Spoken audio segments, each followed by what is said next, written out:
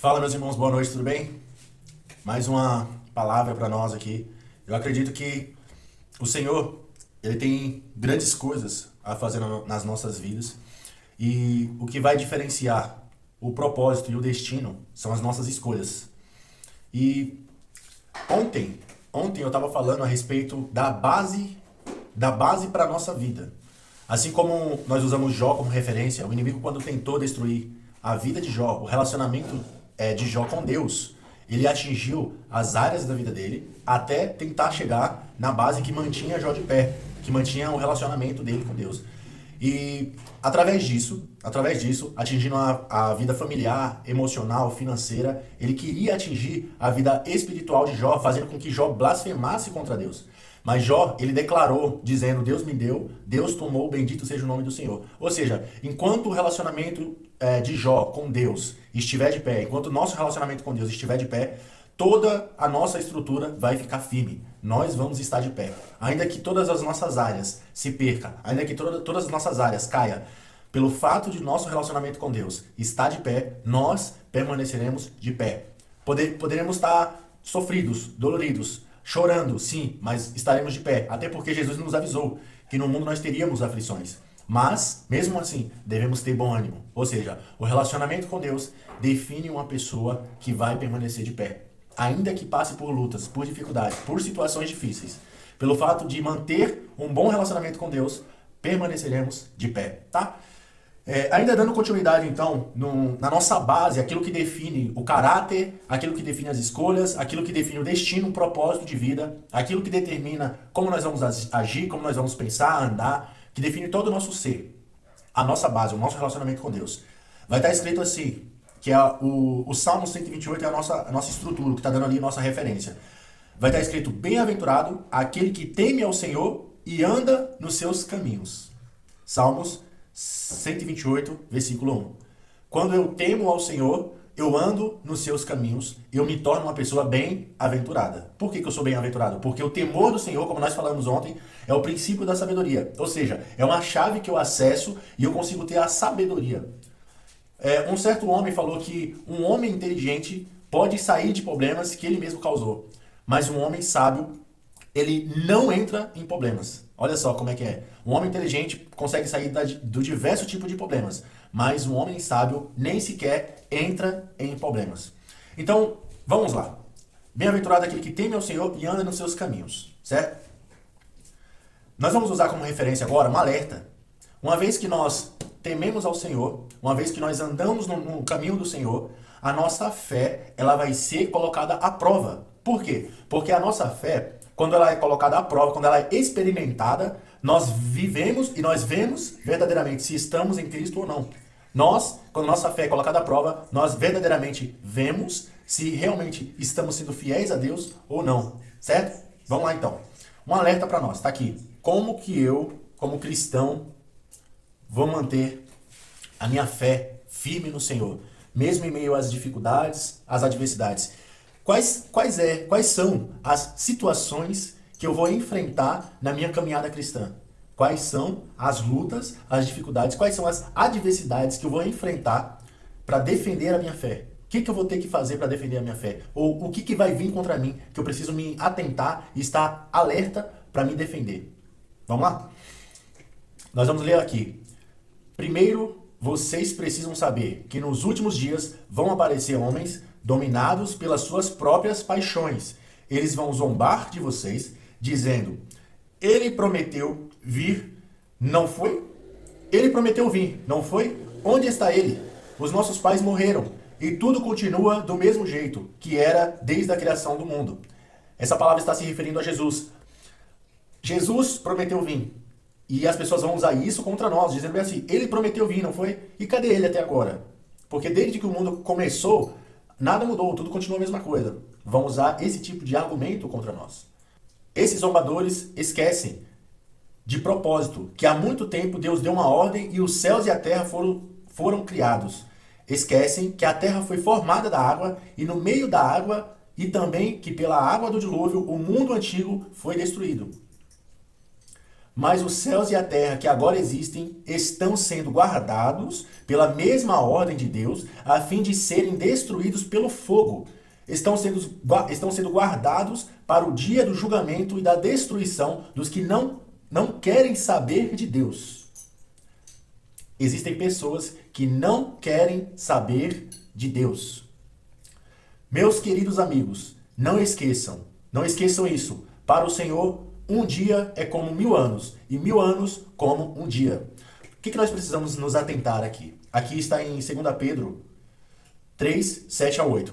Nós precisamos nos atentar que as pessoas vão usar de todo tipo de argumento, de estratégia, de ideia, inspirada pelo inimigo, para tentar nos abater, para tentar atingir a nossa fé. Por quê? Olha só.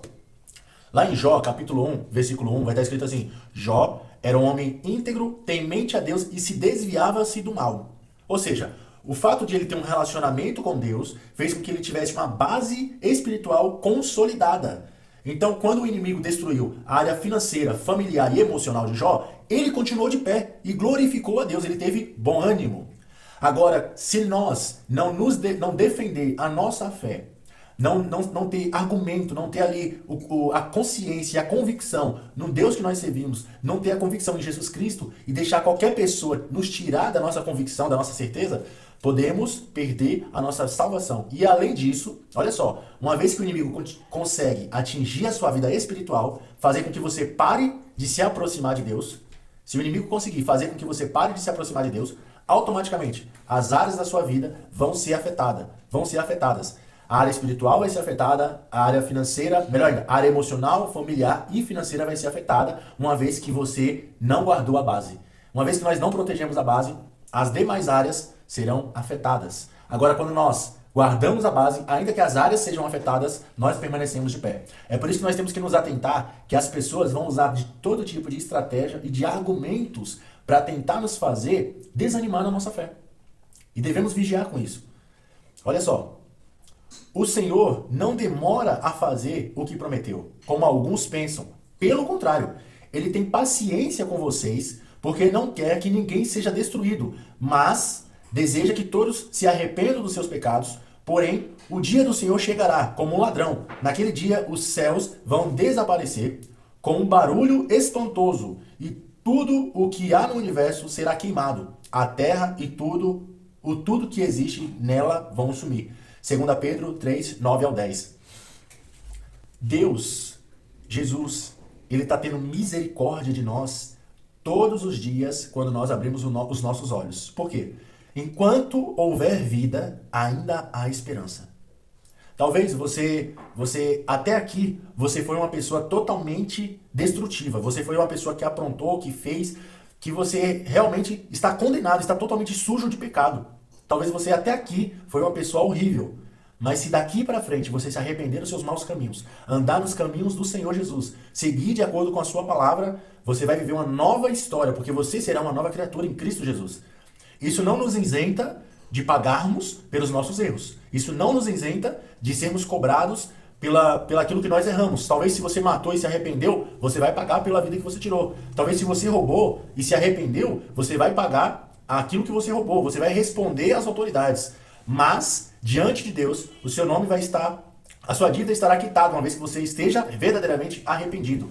E o sinal de arrependimento é, você não fica mais preso ao pecado, você não fica mais preso àquilo que serve como condenação para você. Você não oculta mais os seus erros, você assume, se responsabiliza e entrega a sua vida ao Senhor e vive de acordo com a vontade dele, certo? Sabendo que tudo isso vai ser destruído, assim, então, que tipo de gente vocês precisam ser? A vida de vocês deve ser agradável a Deus e dedicada a Ele. Esperem a vinda do dia de Deus e façam o possível para que venha logo. Naquele dia, os céus serão destruídos com fogo e tudo o que há no universo ficará derretido. Olha só, quando Jesus voltar, eu tive até um sonho sobre isso. Quando Jesus voltar, vai ser como num piscar de olhos. De repente, um grande clarão. E todos os joelhos se dobrará, toda a língua confessará, e todos o verão. E, de repente, aqueles que têm o seu nome escrito no livro da vida vão ser tomados, vão ser arrebatados, vai ser como se fossem roubados, de repente tomados. e ficarão só as roupas. Eu nem sei como sucederá, mas eu sei que de repente sumirão as pessoas. Então de repente tá lá no avião. E aí as pessoas, algumas pessoas que têm o seu nome escrito no livro da vida vai ser tomadas daquele avião, de repente. As crianças inocentes vão ser de repente tomadas. As pessoas que aceitaram a Jesus e andam de acordo com a sua vontade vão ser de repente tomadas. E aí ficarão as pessoas que não querem saber de Deus, que estão cheias de maldade no coração, que não querem saber de Jesus, que não querem andar no caminho certo, que querem viver de acordo com suas paixões, com suas vontades. Como será esse mundo? Como será o mundo se não tiver luz? Se não tiver o bem? Já parou para pensar? Vai ser terrível. Porém, Deus prometeu. E nós estamos esperando um novo céu e uma nova terra, onde tudo será feito de acordo com a vontade dele. Por isso, meus amigos, enquanto vocês esperam aquele dia, façam o possível para estar em paz com Deus, sem mancha e sem culpa diante dele. Nossa missão aqui na terra. Primeiro, aceitar Jesus, reconhecer os nossos pecados. Seguir a palavra de Deus, andar nos caminhos de Cristo, seguir as pegadas de Jesus e viver o mais próximo possível dele. Todos os dias se aproximar cada dia mais de Cristo. Por quê? Fazendo isso, nós vamos cada vez mais ser parecidos com ele. E andando de acordo com como ele andou, nós vamos ser igual a ele é e vamos ser recebidos por Deus como os filhos. Por quê? Pela nossa obediência e também por ter permanecido firme na palavra do Senhor, firme na palavra de Deus, certo? Olha só. Lembrem que a paciência do nosso Senhor é uma oportunidade para vocês serem salvos, pois o nosso querido irmão Paulo, com a sabedoria que Deus lhe deu, escreveu a vocês sobre esse assunto. Mas vocês, meus amigos, já sabem disso. Portanto, tome cuidado para não serem levados pelos erros de pessoas imorais e para não caírem da sua posição segura. Porém, continue a crescer na graça, no conhecimento do nosso Senhor e Salvador Jesus Cristo. Glória a Ele, agora e para sempre. Amém. Ou seja, ele conclui essas informações dizendo, aqui em 2 Pedro 3, 17 ao 18, continue a crescer na graça e no conhecimento do nosso Senhor Jesus Cristo. Nós devemos continuar buscando a Jesus, continuar conhecendo e tendo cada vez mais intimidade com Deus. Por quê? Se nós quisermos viver uma vida extraordinária, seja quais forem as áreas que almejamos, seja espiritual, financeira, familiar, emocional, nós precisamos ter um relacionamento sólido com Deus. Por quê que eu te digo isso? Se nós não tivermos um relacionamento sólido com Deus, quando as dificuldades na vida emocional chegarem, vão te parar. Quando as dificuldades na vida financeira chegarem, vão tentar te parar. E no espírito, no financeiro, emocional, quando as dificuldades no familiar chegar, vão tentar te parar. Às vezes um filho que você perdeu vai tentar te atingir, te tirar da presença de Deus. Às vezes o emprego que você perdeu vai tentar te desestabilizar e te tirar da presença de Deus. Ou até mesmo o dinheiro a mais que você ganhou vai tentar te tirar da presença de Deus. Às vezes, um relacionamento de anos que você tinha, que terminou, e vai tentar te tirar da presença de Deus. Porém, nós temos que lembrar que é nossa prioridade. Não é prioridades, é prioridade. É o relacionamento com Deus. É a nossa vida com Deus. Porque é a base que mantém as outras estruturas, e não as estruturas que mantêm a base. Então o fundamento para todas as áreas da nossa vida é o relacionamento com Deus, certo? Mais uma dica aqui para nós.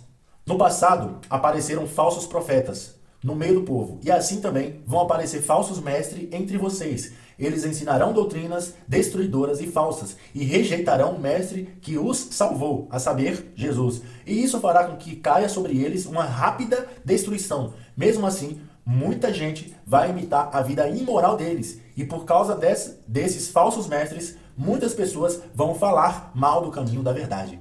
Se tem uma coisa que nós temos visto com abundância, são pessoas que se dizem ser cristãs, andando em caminhos estranhos e errados, e através disso trazendo para dentro do evangelho difamação, andando em caminhos errados e através disso difamando a Cristo, difamando o evangelho, fazendo com que as outras pessoas olhem e não tenham a menor empatia ou interesse pelo fato daquelas pessoas viverem de forma totalmente erradas.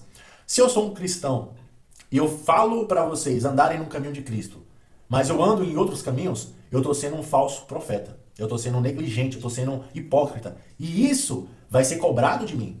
E existe muitas pessoas que estão vivendo dessa forma, E esse tipo de coisa trazem sobre elas repentinas destruição, e esse tipo de coisas trazem também, faz com que as pessoas que estão vendo essas referências desgostem daquilo que é o Evangelho, ou até mesmo achem que Cristo é isso, quando na verdade não. Cristo é amor, é fidelidade, é retidão, é justiça. Com Cristo nós podemos confiar, nós podemos andar e ter uma vida próspera, abençoada, cheia da graça, do conhecimento de Deus e da verdade. E com Cristo, ainda que passemos por dificuldades, porque no mundo nós teremos aflições, ainda assim o Senhor está conosco. Ele nunca nos abandonará. É por isso que nós temos que tomar cuidado com pessoas que dizem ser de Cristo e andam em caminhos estranhos. Portanto, nós temos que meditar na palavra, nós temos que ler e entender a palavra de Deus. O que está escrito ali? Senão, como que nós vamos discernir se essa pessoa está fazendo certo ou errado? É por isso que lá em Osés vai estar escrito: o meu povo, ele perece por não conhecer as Escrituras, por não conhecer a palavra de Deus. Ou seja, se você não conhece o que a Bíblia está dizendo para você, qualquer pessoa vai estar certa. Qualquer palavra vai estar certa. Porque você não conhece o que está escrito. Agora, se você conhece o que está escrito, qualquer pessoa que fazer qualquer coisa estranha, você já vai identificar que não está de acordo com a palavra de Deus ou com a vontade dele. Certo? Mais uma dica para nós.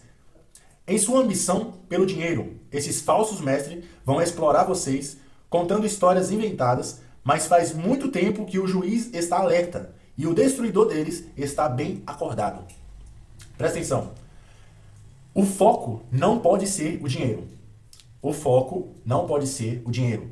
Ponto. A nossa prioridade é Deus. Buscai primeiramente o reino dos céus, a sua justiça, e todas as demais coisas vos serão acrescentadas. Mas Mateus 6,33. O foco é Deus, o relacionamento com Deus.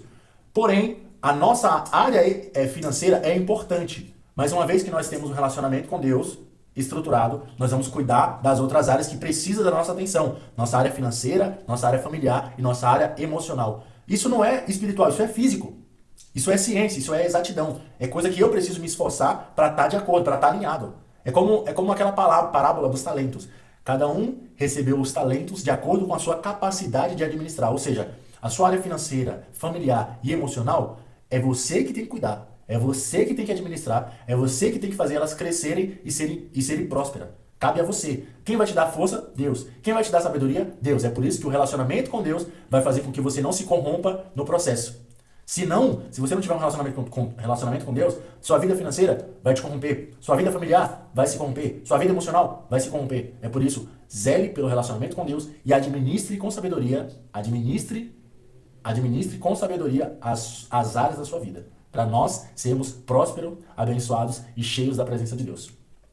Então, cuidado com falsos profetas que só visam o financeiro, mas não estão pensando na sua salvação, não estão pensando no crescimento espiritual ou no relacionamento com Deus, ou não estão enfatizando isso como prioridade. Fica atento.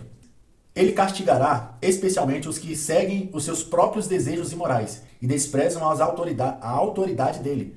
Esses falsos mestres são atrevidos, orgulhosos. Eles não têm nenhum respeito pelo gloriosos seres celestiais e os insultam. Aqui são características de pessoas que falam de Jesus, mas andam contrário à sua santidade. Porque a palavra nos fala, em Pedro também, sede santo, pois eu sou santo. Então, se a pessoa não anda de acordo com essa santidade, com esse padrão, fica atento que pode ser um indicativo de falso profeta. E pagarão com sofrimento, o sofrimento que causaram aos outros. Eles têm prazer em satisfazer em pleno dia os seus desejos imorais. Quando se reúnem com vocês, são uma vergonha e um escândalo, dividindo-se o tempo todo com seus modos enganosos. Não podem ver uma mulher sem a desejarem, e o seu apetite pelo pecado nunca fica satisfeito. Enganam as pessoas fracas e só pensam em ganhar dinheiro. Eles estão debaixo de maldição de Deus. Olha só. Aqui tem algumas características. Primeiro, eles têm um prazer em satisfazer os seus desejos imorais, o seu apetite imoral. Cuidado. Porque Jesus disse que nós temos que negar a nós mesmos, tomar a nossa cruz e seguir a Ele. Então, se o caminho que está sendo ensinado para ti, referente a Jesus, não existe negar a si mesmo, as pessoas estão pregando para você de venha como estás e permaneça como estás, se não existe mudança, não existe arrependimento. Se não existe arrependimento, o sacrifício de Cristo se torna em vão. E sendo assim, se você faz o sacrifício de Cristo em vão, por não se arrepender dos seus pecados, automaticamente você continua condenado ao inferno. Certo? não pode ver uma mulher sem a desejarem. E o seu apetite pelo pecado nunca fica satisfeito. Atenção. Se tem uma coisa que precisamos nos atentar os homens, eles são extremamente vulneráveis à manipulação feminina. Isso é verdade. É por isso que, por conhecer a palavra de Deus, o Provérbios vai nos ensinar, para nós fugirmos da mulher alheia, aquela mulher com lábios de mel, que fala, que leva você na conversa. Se nós conhecermos a palavra do Senhor, nós vamos estar vacinados contra isso. Corre o risco de cairmos, mas por conhecer a palavra de Deus, nós temos que imediatamente nos arrependermos e voltarmos para Cristo. Não permanecer no pecado, mas abandonar o pecado e recorrer ao sangue e à misericórdia do Senhor imediatamente. Então lembra disso, se as pessoas estão fazendo a sua vontade, sua própria vontade, e não estão negando a si mesmo, não estão sendo conduzidas ao arrependimento. E sem se arrependerem, estão fazendo o sacrifício de Cristo em vão. E se não se arrependeram e fizeram em vão o sacrifício de Cristo, estão condenadas ainda ao inferno. Porque não há arrependimento. Jesus ele veio para morrer pelos nossos pecados. Então se eu não reconheço os meus pecados, eu continuo na condenação. Se não existir mudança em mim, se eu não mudar as minhas atitudes, o meu pensamento, a minha fala, o meu jeito de agir, se eu não mudar a minha humildade, o meu jeito de ser, se eu não mudar, se eu não for transformado pela palavra de Deus, se não houver em mim arrependimento, eu torno Cristo em vão. E se eu torno Cristo em vão, eu continuo nos meus pecados e, consequentemente, continuo condenado ao inferno. Portanto, eu preciso me arrepender todos os dias, negar a mim mesmo e seguir a Jesus. Tomar a minha cruz diária e seguir a Jesus. E toda vez que eu encontrar uma situação que me coloque à prova, eu preciso ser aprovado. Ou seja, eu preciso me arrepender dos meus maus caminhos e recorrer ao sangue de Jesus e me arrepender para ser perdoado e poder ser aceito por Ele como filho. O que nós concluímos aqui, então? O temor do Senhor é o princípio da sabedoria. Bem-aventurado o homem que teme ao Senhor e anda os seus caminhos. Salmos 128, versículo 1. Jó, ele era um homem reto, íntegro, temente a Deus e se desviava-se do mal. Essa característica fazia parte dele e, através disso, ele mantinha um relacionamento com Deus. E ele passou a ter esses dotes espirituais herdados do relacionamento com Deus. E esses dotes, essas características, esse relacionamento que ele tinha com Deus, que ele teve com Deus, fez com que ele ficasse de pé diante das maiores adversidades, das maiores dificuldades, nas áreas mais importantes da vida dele, que era financeira, familiar e emocional. Quando todas caíram, ainda assim ele se manteve de pé. E uma lição para nós é edificar a nossa área espiritual, edificar o nosso relacionamento com Deus, tendo comunhão com Cristo, ouvindo, obedecendo e estudando a palavra dele, para não sermos enganados. E o que é ser enganado? Como evitar? Aqui onde eu li agora, falsos mestres, falsas pessoas e pessoas vão tentar se opor à nossa fé para tentar nos destruir, atingir o nosso relacionamento com Deus. Tanto na área financeira, familiar e emocional, ainda que essas áreas sejam atingidas, permaneça de pé. Não se deixe ser abalado. Mantenha o relacionamento com Deus. Por quê? Os que perseverarem até o fim serão salvos. Então, por mais que passe por momentos difíceis, por mais que venham situações que te levem ao seu limite, ainda assim, confia no Senhor. Entrega seus caminhos ao Senhor, confia nele. E o demais ele fará. Amém? Que o Senhor possa te abençoar, que o Senhor abençoe e te guarda, faça resplandecer o rosto dele sobre ti, tenha de misericórdia de nós e nos dê a paz. Deus abençoe.